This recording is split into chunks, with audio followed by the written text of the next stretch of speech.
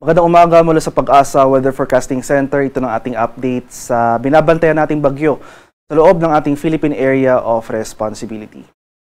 As of 5 AM today, ito yung ating mga latest localized advisories sa ating mga lugar. So, may nakataas tayong thunderstorm advisory over some parts of Greater Metro Manila area. Kanina madaling araw, nakaranas tayo ng thunderstorm activity sa ilang bahagi ng Central Luzon at itong northern portion ng Metro Manila. Para sa karagdagang impormasyon para sa thunderstorm advisory na ito, ay maaaring bisitahin itong official website ng panahon.gov.ph. Para naman sa ating latest satellite imagery, as of 4 AM today, yung latest location natin para kay Bagyong Bising ay nasa layong 405 kilometers north-northwest ng Itbayat, Batanes. Isa itong typhoon na may taglay na lakas ng hangin na malapit sa gitna na umaabot ng 130 kilometers per hour at pagbugso na umaabot ng 180 km per hour. Patuloy itong gumagalaw northeastward sa bilis sa 25 km per hour. Sa ngayon, malayo na ito sa ating bansa at wala nang nakataas na tropical cyclone wind signal dito sa area ng Batanes. Gayunpaman, itong southwest monsoon o yung hanging habagat patuloy na magdudulot ng mataas na tsansa ng pag-ulan dito sa malaking bahagi ng Luzon at western sections ng Visayas at sa Mindanao. Sa nalalabing bahagi ng Luzon, as well as itong central and eastern sections ng Visayas at Mindanao, ay mas maliwalas sa panahon na ating inaasahan, maliban na lamang sa mga biglaan at panandaliang pag-ulan na dulot ng thunderstorms.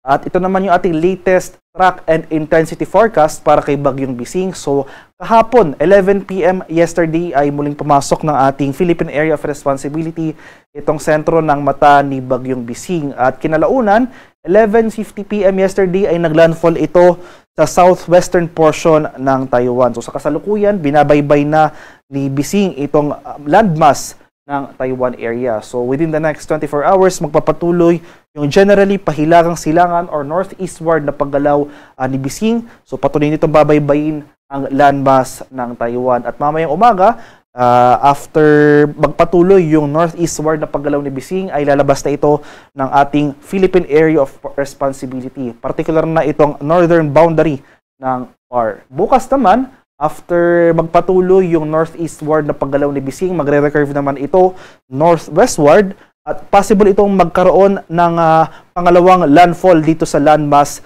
ng Eastern China. So beyond that, magpapatuloy yung paghina ni Bagyong Bising. Possible, isa na lamang itong low pressure area pagsapit ng Miyerkules habang binabaybay nito ang landmass ng mainland China. So, sa ngayon, wala nang nakataas sa tropical cyclone wind signal dahil malayo na ito sa ating bansa. So, nag-lift na tayo ng wind signal number 1 over Batanes as of 5 AM today. At in terms naman of heavy rainfall, ay mga malalakas na pag-ulan na posible nating maranasan ngayong araw. So, wala nang, hindi na magdudulot si Bising ng mga pag-ulan sa extreme northern Luzon. Pero dahil sa pag-iral ng southwest monsoon o hanging habagat, makakaranas pa rin tayo ng 50 to 100 mm sa pag-ulan sa western section ng Luzon. So dito sa Ilocos Norte, Ilocos Sur, La Union, Pangasinan, makakaranas tayo ngayon dyan ng mga malalakas na pag-ulan. So pagsapit naman bukas, unti-unti na mababawasan yung mga areas na makakaranas ng pag-ulan, ng mga malalakas sa pag-ulan. Pero gayon pa man, posible pa rin itong mga 50 to 100 mm of rainfall over Ilocos Norte. Kaya dito sa Ilocos region in particular, patuloy po tayong maging handa at alerto sa mga banta ng pagbaha at pagguho ng lupa, lalong-lalo na kung tuloy-tuloy ang pag-ulan na ating mararanasan. In terms naman of severe winds, yung mga malalakas na bugso ng hangin na dala ng southwest monsoon o hanging habagat ngayong araw, asahan natin itong mga pagbugso ng hangin over Ilocos region, Cagayan, Isabela, Aurora, Zambales, Bataan, Quezon, Occidental Mindoro, Masbate, at sa Romblon. Bukas naman, magpapatuloy mga pagbugso ng hangin na dulot ng habagat, strong to gale force gusts over Ilocos region, Cagayan, Isabela, Aurora, Zambales, Bataan, Quezon, Masbate, Romblon, Occidental Mindoro, at sa Palawan. Pagsapit naman sa araw ng Miyerkules, magpapatuloy yung mga gusts of wind over Ilocos region, Cagayan, Aurora, Zambales, Bataan, Quezon, Masbate, Romblon, Occidental Mindoro, at sa Palawan.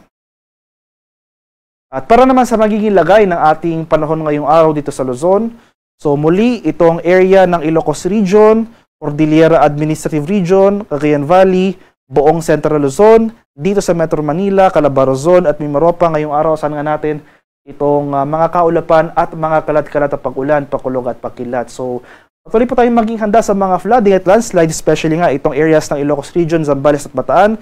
Ito yung mga areas sa western section ng Luzon. Makikita po natin, exposed ito sa pag-iral ng ating southwest monsoon o yung habagat. Samantala sa nalalabing bahagi ng Luzon, itong area ng Bicol Region, mas maliwanag sa panahon na ating inaasahan ngayong araw, bahagyang maulap hanggang sa maulap. Pero maghanda pa rin tayo sa mga biglaan at panandaliang pag-ulan na dulot ng thunderstorms sa dakong hapon at sa gabi. Sa areas naman ng Palawan, Visayas at sa Mindanao, muli itong ang western sections ng mga areas na ito. Dito sa Palawan, Western Visayas, Negros Island Region, Zamboanga Peninsula at Barm, maghanda pa rin tayo sa maulang panahon ngayong araw. Kaya maghanda rin tayo sa mga flooding and landslides over these areas, lalong-lalo na kung tuloy-tuloy ang pag-ulan na ating mararanasan. Sa nalalabing bahagi ng Visayas at sa Mindanao, dito sa Central and Eastern Visayas at itong area ng Northern Mindanao, Caraga, Socsargen at Davao Region ay maaliwanag sa panahon na rin ating inaasahan, partly cloudy to cloudy skies at may tsansa pa rin ng mga panandaliang pag-ulan na dulot ng thunderstorms. Kadalasan nangyayari yung mga malalakas at panandaliang pag-ulan na ito sa dakong hapon hanggang sa gabi. Sa kalagayan naman natin karagatan, as of 5 AM today ay nag-issue na tayo ng final gale warning dito sa seaboards ng extreme northern Luzon. So, nangangahulugan ay sa mga susunod na oras ay bababa na or unti-unti nang bababa yung mga pag-alon over these areas gawa ng paglayo ni Bagyong Bising sa ating bansa. Gayunpaman, iba yung pag-iingat pa rin sa ating mga kababayan na maglalayag dito sa seaboards ng northern Luzon dahil posible pa rin tayo makaranas dyan ng katamtaman hanggang sa maalong karagatan. Haring araw sa Kaminilaan ay sisikat ng 5:32 ng umaga, lulubog naman mamaya sa ganap na 6:30 ng hapon.